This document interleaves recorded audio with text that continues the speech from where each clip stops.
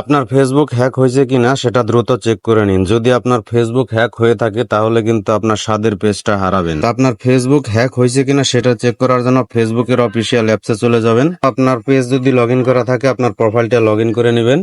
তারপরে কর্নারে দেখেন প্রোফাইল আইকন আছে, এখানে একটা ক্লিক করে দিবেন।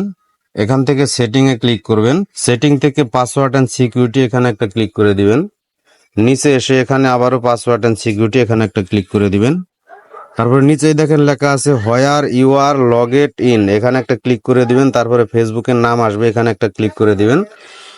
তাহলেই দেখতে পারবেন এখানে আপনার ফেসবুকটা থার্ড পার্টি কোনো ডিভাইসে লগ ইন করা আছে কিনা।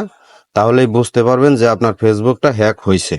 যদি থার্ড পার্টি কোনো ডিভাইসে আপনার ফেসবুকটা লগ ইন হয়ে থাকে তাহলে এখান থেকে আপনি সেটা লগ আউট করে দিবেন। লগ আউট করার জন্য select drive to log out এখানে ক্লিক করবেন। নিচেই দেখেন এখানে একটা কম্পিউটারে আমার ফেসবুকটা লগ ইন হয়েছে, আমি এখান থেকে টিক মার্ক দিয়ে দিব, আপনিও দিয়ে দিবেন। দিয়ে যে লগ আউট এখানে একটা ক্লিক করে দিবেন।